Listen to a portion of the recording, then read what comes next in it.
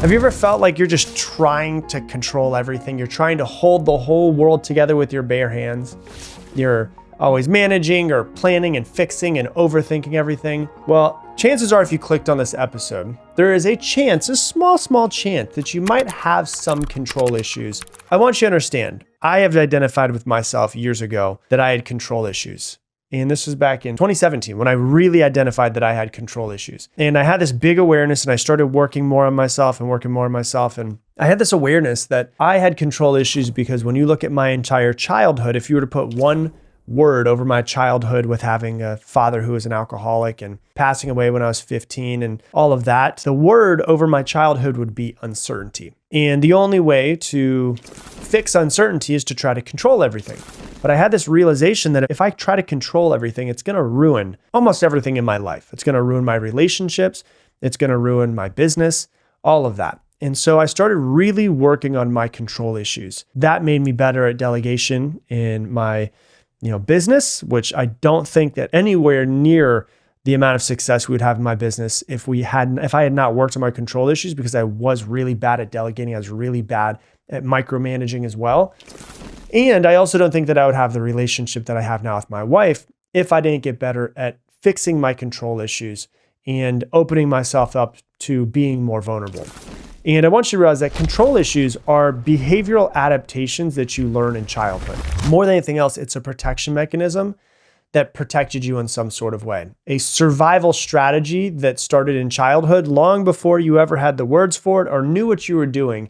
You just unconsciously created this mechanism. And it's a coping mechanism. It's not like a character flaw. And I want you to understand that. So if you say, I'm a very controlling person, it's not a character flaw, it's a coping mechanism. Control issues don't just show up out of nowhere in adulthood. They are often early behavioral adaptations of a child that was in an environment that felt unsafe or unpredictable or emotionally chaotic. And so as a child, your brain had to figure out some way to make sense of the world. And when adults around you were inconsistent, whether they were emotionally unavailable or maybe they were severely overwhelmed themselves, what you did was an intelligent thing to do that any sensitive kid would do. You took on control on yourself unconsciously as a way to feel safe. You did not feel safe, so you had to create some sense of safety on your own. So let's pause here because it's a really big deal for you to understand. Children are wired to adapt. We're all wired to adapt. If the environment feels emotionally or physically unstable or unsafe, the child doesn't think to themselves, my parent is unsafe. Most of the time, the child thinks to themselves, I must do something to fix this. That's the innocence of childhood. Children tend to blame themselves so that they can keep the parental attachment intact. This is the reason why a lot of times when parents get divorced, children think it's their fault, is because a lot of times they put it on themselves. That's the innocence of childhood. And so I want you to understand that if you were in a situation that was maybe unsafe or unpredictable or, had parents that were emotionally absent, a lot of times you don't think, it's the parent's fault. You unconsciously think, I must fix this. So there's something wrong with me. And so we blame ourselves a lot of times so that we can keep that parental attachment intact. So what does control look like when it's a child's tool for surviving chaos? Well, it could be something like being the good kid so that you don't rock the boat. It could be monitoring everyone's mood before speaking. It could be keeping your space really tidy because you feel like something was unstable. It could be trying to fix everyone else's problems that weren't yours to fix. It could be becoming a people pleaser so that peace was kept in the house and nobody fought in any sort of way. This wasn't about being mature for your age, which I know many of us hear when our children, they're such a good child. They're so mature for their age. Really what this is hyper-vigilance disguised as responsibility. Think about that for a second. A child at 5, 6, 7, 8 years old isn't necessarily responsible, but they become responsible as a way to keep the peace or as a way to feel more safe around everything that's happening. And it worked for a while. In your childhood, it worked because you built it in some sort of way. And once again, the child is not consciously building this. The child is unconsciously building this. But what's really important is just because something was useful in the past doesn't mean that it's serving you right now. What protected you back then, a lot of times traps you now. Because as an adult, this strategy kind of morphs and changes into perfectionism or micromanaging other people or anxiety when things aren't planned out or the inability to trust others to quote unquote do it right or guilt when you're not on top of everything or becoming a helicopter parent. Control, control, control, control. That's how it morphs from childhood into adulthood. And when you control other people, what does it feel like? To the other person, it feels like being smothered. It's not that you love control. It's that your nervous system associates control with safety. And that's what it really comes down to. This is deeper than habits and character traits. It's a wiring that happened in childhood. It's the operating system that's underneath your adult life. The little inner child inside of you never healed from what it went through. So it keeps doing what it's always done. And like any other outdated system, eventually an outdated system starts glitching in some way. So you try to rest, but you feel like you're wasting time. You ask for help, but then you redo something that somebody else did because it's not quote unquote perfect. You say you say, oh, I trust you. But then your body really doesn't. It says otherwise. And here's the truth. It's not about being a type A person. It's a trauma response in disguise. And so it shows up many different ways in your life. In relationships, it can ruin relationships. You might avoid vulnerability. You keep emotional walls up because letting go is really risky in some way. You fear being maybe too much or not enough for another person. So you kind of perform and be the person that you think they want you to be versus being yourself. You try to anticipate needs of other people before they're ever spoken to keep the peace. Or you manage other people's emotions while ignoring your own. Or you're a people pleaser and you forget all about yourself. Or you call someone over and over and over and over again because you haven't heard from them in 2 hours. This is how control problems will ruin relationships. How does it show up in work? Well, maybe you've got this idea of you've got to perform, you've got to overwork, you've got to overdeliver, not to be great, but to not disappoint. You don't just meet expectations, you obsess over exceeding expectations. And the validation that you get from others at work becomes a substitute for the connection that you can't feel. And you can't seem to, you go on vacation and you're with your family and you just can't seem to turn it off. So you're checking emails and you're on your phone. You can't seem to turn it off because you feel like there's something else you're supposed to be doing at all points in time, right? That's a coping mechanism. How does it show up in parenting? Well, maybe you try to be the perfect parent or, redo what your parents didn't get right. Or maybe you set really impossibly high standards for yourself. And then when you don't hit those standards, you beat yourself up over and over and over again. Maybe you say you want to protect your children from the chaos that you knew, but sometimes you forget that chaos isn't always harmful. Sometimes it's needed to grow. Or maybe you try to control every single part of your child's life. And as they grow older, you start to notice how they start resenting you for it. How does it show up in your own relationship with yourself and your self-talk? Well, everything is either your fault or your responsibility. And you beat yourself up over a lot of things. You struggle to rest without feeling guilty about it. And even your internal voice sometimes sounds like a disappointed parent. Why didn't you do more? You should have seen that coming. You can't let anybody down. Any of this sound familiar? It's exhausting. And more importantly, it's not really your fault. It was what you had to do to feel safe as a child. But now that you're an adult, you're allowed to rewrite it. And that's what's really important. And so why is your brain wired this way? Well, here's where neuroscience really comes in. Your developing brain in childhood is built around adapting to the environment for survival.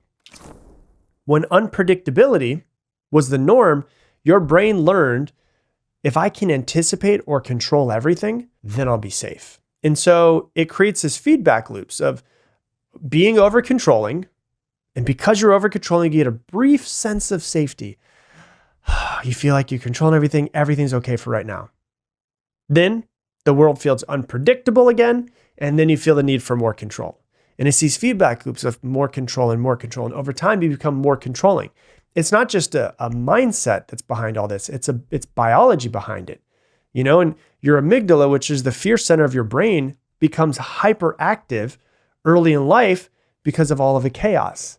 Your prefrontal cortex, which is responsible for decision making, for logic, for emotional regulation, struggles to develop in environments that are full of stress.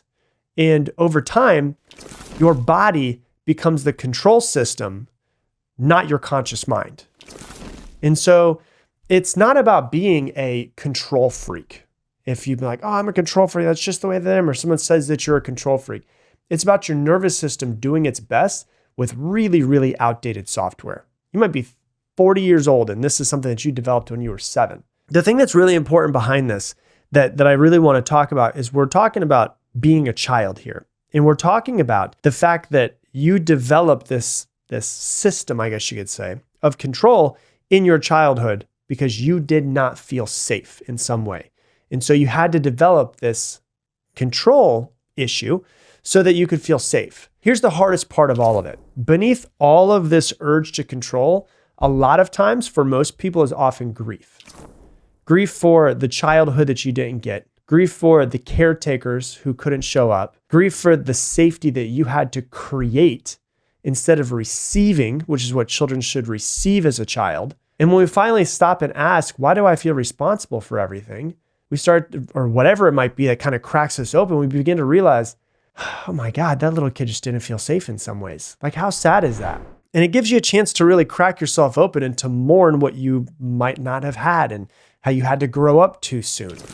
And that's really when you start healing, is when you allow yourself to feel those feelings. Because in that moment, we stop blaming ourselves for how we are now, and we start realizing, oh, that was just something that I had to develop in childhood. And so we begin seeing our, control issues for what they are, which is love in some way, longing for a better relationship, wanting more protection, the simple case of just trying to feel safe. And so you start to realize, oh my gosh, what I need to do is actually develop a better relationship with that child who didn't have the safety that it actually wanted. And so what you learn to do as you start to shift from control to something else, what do you shift to? You shift to trust, which is what it really looks like, because, and that's really where it gets hard, because you most likely developed your control issues because you couldn't trust who was raising you in some ways as a child. And so now you've got to switch from control to trust. And healing doesn't mean that you become like totally chill overnight. What it means is that you're rewiring what safety means to you. You learn to teach your nervous system that it's okay to relax, that you don't have to be hyper-vigilant in every single moment, that you can, you can exhale at some point in time without having to earn it. You start to learn at work that you can delegate. Oh my gosh. It could be delegation at work. It could be delegation with your children. It could be delegation with your family, that you don't have to do everything. And you can start to let people see the real you without managing the outcome of how they're going to perceive you. And so you start rebuilding trust, one small shaky moment at a time. And then what you do is you start to reparent yourself. You start to become the parent that you needed when you were a child.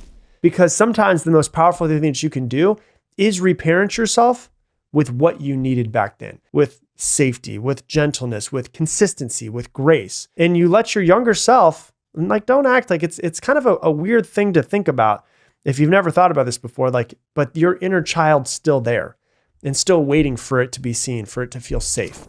And so you let your inner child, your younger self, feel what they never got.